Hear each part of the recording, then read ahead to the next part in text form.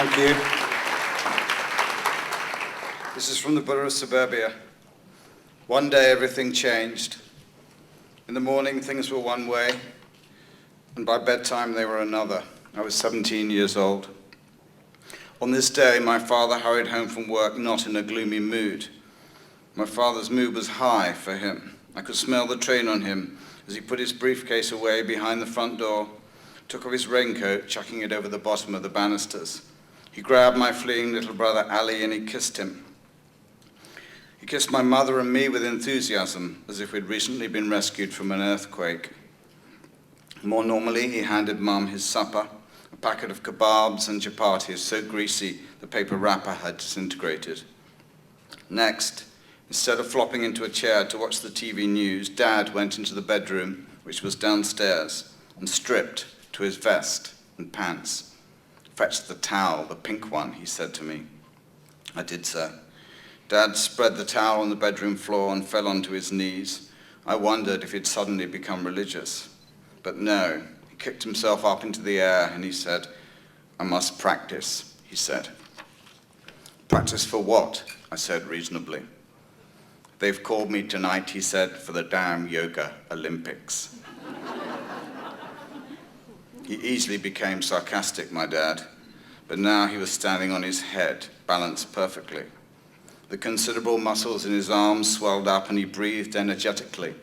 Like many Indians, my dad was small, but he was also elegant and handsome with delicate hands and manners. And he was broad and strong too. When young, he'd been a boxer and fanatical chest expander. My dad was as proud of his chest as our next-door neighbors were of their new kitchen range. Dad told me that in India he had shaved his chest regularly so that its hair would sprout more luxuriantly in the years to come. I reckoned that his chest was the one area in which my father had been forward-thinking. Soon Mother, who was in the kitchen, came into the room and she saw Dad practicing for the Yoga Olympics. And she said, "Oh God, all the front of you is sticking out everywhere and everyone can see." She turned to me, "You encourage him to be like this, at least pull the curtains." "It's not necessary, Mum," I said. "There isn't another house that can see us unless they're watching through binoculars." "They are," she said. When Dad spoke, his voice came out squashed and thin. He said, "Kareem, read to me from my yoga book." So I ran and fetched my dad's preferred yoga book, Yoga for Women.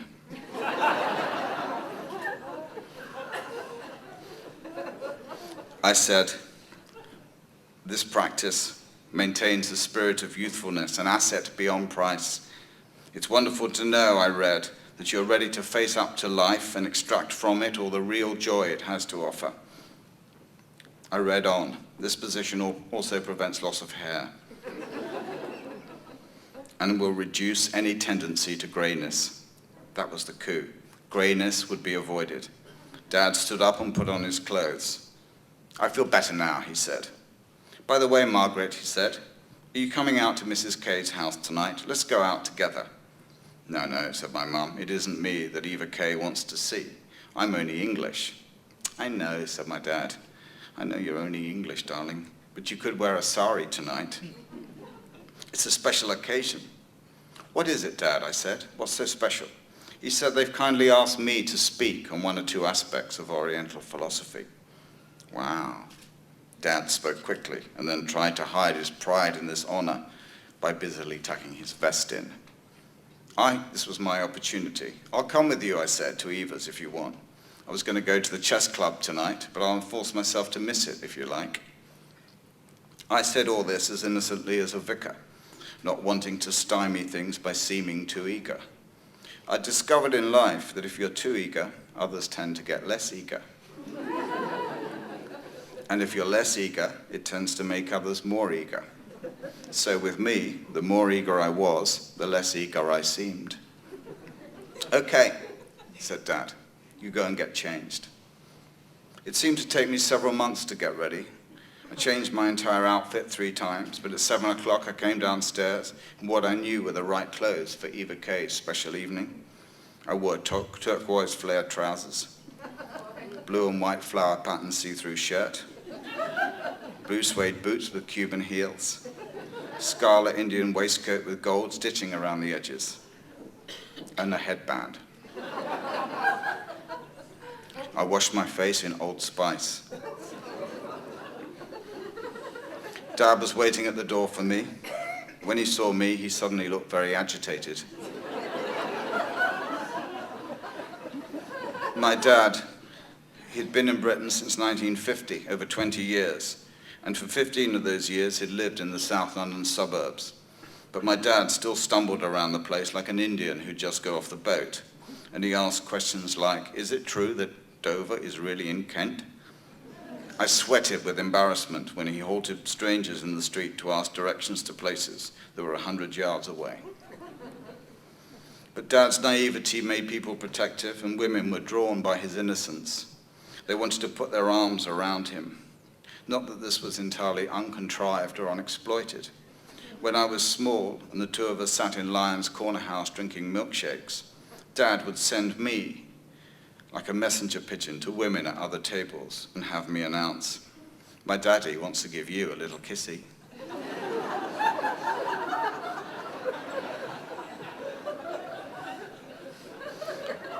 So my daddy taught me to flirt with everyone I met, girls and boys alike, and I came to see charm rather than courtesy or honesty as a primary social grace. Now, though, I suspected that Mrs. Eva K, who had met Dad at a writing for pleasure class, wanted to put her arms around him. Eva K was forward, she was brazen, she was wicked. I didn't even recognize Eva K when she greeted us at the door of her house. For a moment I thought we'd turned up at the wrong place. The only thing she wore was a full-length multicolored caftan, and her hair was down and out and up. She darkened her eyes with kohl, so she looked to me a bit like a panda bear. When the front door was safely shut and we'd moved into the darkness of the hall, Eva K hugged my dad, and she kissed him all over his face, including his lips. This was the first time I'd ever seen my father kissed with any interest. Surprise, surprise, there was no sign of Mrs. K. When Eva K moved and when she turned to me, she was like a kind of human crop sprayer, pumping out a plume of oriental aroma. I was trying to think if she was the most sophisticated person I'd ever met or the most pretentious, when she kissed me on the lips too. Then, holding me at arm's length, as if I were a coat she were about to try on, she said, "Karima Mir, you are so exotic, you are so original. It's such a contribution to my evening."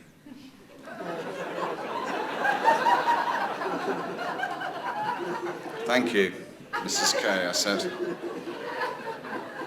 "Thank you for inviting me. If I'd had more notice, I'd have got dressed up." I felt I was being watched, and when I looked up, I saw that Charlie, her son, who was at my school in the 6th form, was sitting at the top of the stairs. Now this boy was a boy upon whom nature had breathed such beauty that people were afraid to approach him, and he was often alone. Men and boys got erections just being in the same room as Charlie. For others, the same effect was had by being in the same country. Now he lowered his head, 1/32 of an inch in acknowledgement of me. "Glad to see you, man," he said. He embraced my dad and he called him by his first name. It wasn't like this at the chess club. What was Eva K up to with my dad? What was going on? She'd pushed back the furniture. The patterned armchairs and the glass-top tables were up against the pine bookshelves. The curtains were drawn. 4 middle-aged men and 4 middle-aged women, all white, sat cross-legged on the floor, eating peanuts and drinking wine. There was some chanting music going on in the background that reminded me of funerals. Charlie said, "Don't you just love Bach?" I said, "It's not really my bag, man." He said, "I think I've got something that's more your bag upstairs." "Where's your dad, Charlie?" I said. He said, "He's having a nervous breakdown." "Ah," I said, Does that mean he's not here tonight? Yeah, he said. He's gone into a kind of therapy center where they give them acid to cure them. Wow, I said. In my family, nervous breakdowns were as exotic as New Orleans. I didn't know what they entailed, but the only time that Charlie's dad had come to our house, he sat on his own in the kitchen, crying. Now my dad was sitting on the floor, and the talk was of music and books, of names like Dvorak, Krishnamurti, and eclectic. Looking at them closely, I reckoned that the men were in advertising, or almost artistic jobs like that. Come up to my pad, said Charlie, to my relief. But before we could get out, Karima turned off the standard lamp, and over the one remaining light she draped a large diaphanous neck scarf. One by one, people fell silent, and Eva smiled at everyone. She then turned to my father, and she smiled, and then she bowed to him, Japanese fashion. She said, my good and deep friend Haroon here tonight, he's going to show us the way, the path. Jesus fucking Christ, I whispered to Charlie, remembering how my dad couldn't even find his way to Beckenham High Street.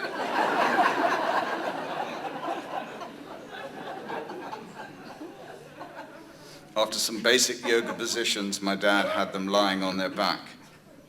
I hissed to Charlie, come on, let's get out of here before we're hypnotized.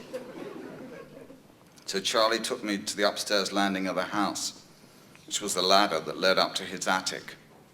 Charlie said to me, man, please take off your watch. He said, in my domain, time doesn't count. We went upstairs where Charlie had the whole space to himself. He said to me, have you heard any good records? We sat down. The new Stones album, I said, it was great. We played it at Music Society today. I danced on my desk. It was like some pagan ritual. You should have come to school just for that.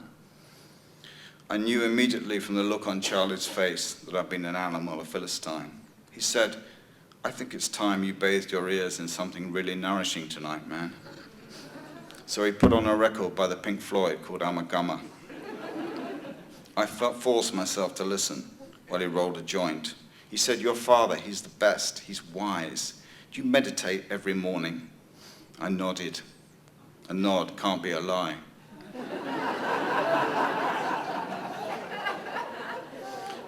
Charlie handed me the joint. I pulled on it and handed it back, managing to sprinkle ash down the front of my new shirt and burn a small hole in it. I was so excited and dizzy, I stood up. Where are you going? I've got to go to the toilet, I said. I flew down the attic ladder. In the K's bathroom, there were framed posters for Jean Genet plays. There were bamboo and parchment scrolls with Orientals copulating on them. There was a bidet, which I'd never seen before. As I sat there, I had a revelation. I could see my life clearly for the first time, the future and what I wanted to do.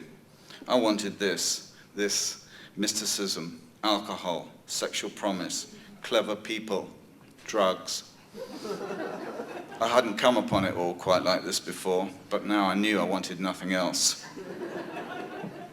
I stood in the upstairs hall. The house was silent. I crept down the stairs, but the living room door was opened. The advertising men and their wives were sitting up cross-legged, breathing regularly. Neither Eva nor Dad were in the room. Where could they have gone? I left the Buddhas and went through the house and into the kitchen. The back door was wide open. I stepped out into the darkness. It was a warm evening. The moon was full. I got down on my knees. I knew this was the thing to do. I'd gone highly intuitive. I crawled across the patio. I could see vaguely that at the end of the lawn there was a garden bench. As I crawled closer, there was enough moonlight for me to see that Eva K was on that bench. She was pulling her kaftan up over her head. If I strained my eyes, I could see her chest. And I did indeed strain my eyes. I strained them until my eyeballs went dry in their sockets. Eventually, I knew I was right. Eva K had only one breast. Where the other traditionally was, there was nothing, as far as I could see. But beneath all this hair and flesh and virtually concealed from me was my dad. I knew it was my father because he was crying out across the Beckenham Gardens. Oh God. Oh my God. Oh my bloody God. He went. I wondered, was I conceived like this perhaps? In the suburban night air, to the wailing of Christian curses from the mouth of a renegade Muslim pretending to be a Buddhist.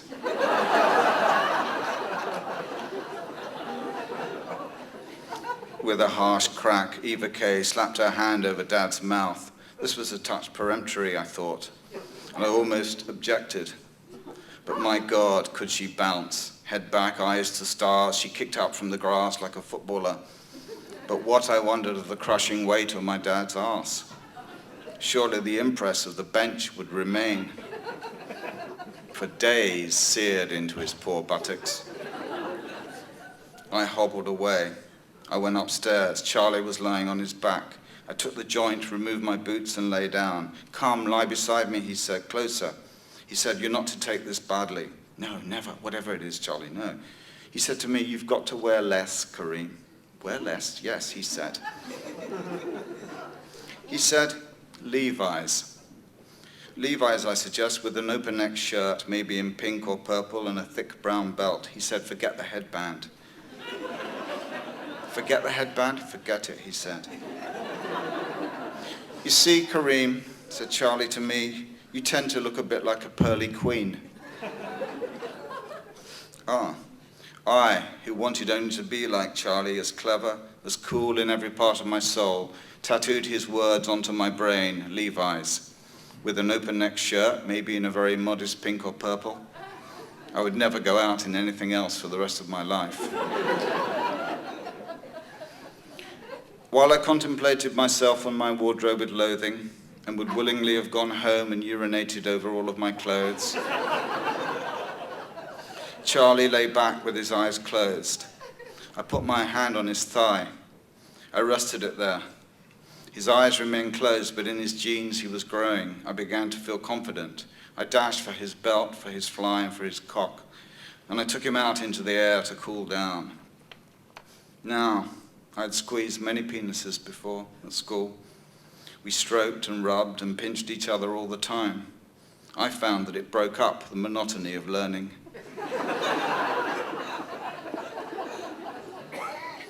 I tried to kiss him. He avoided my lips by turning his head to one side.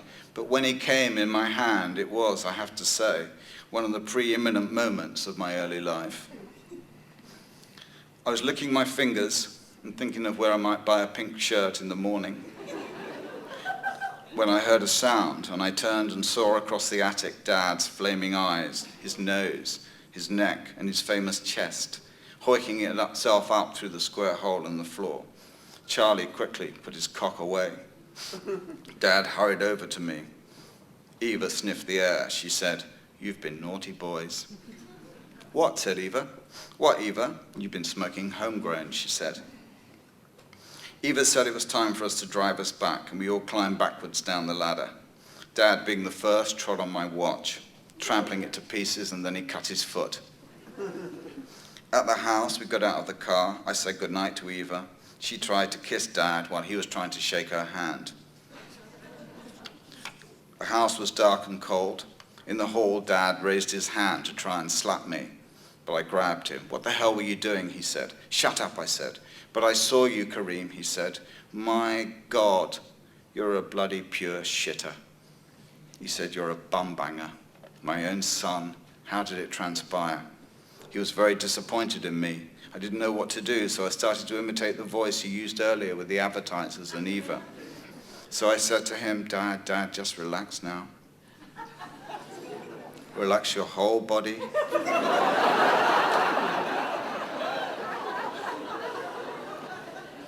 From your fingers down to your toes.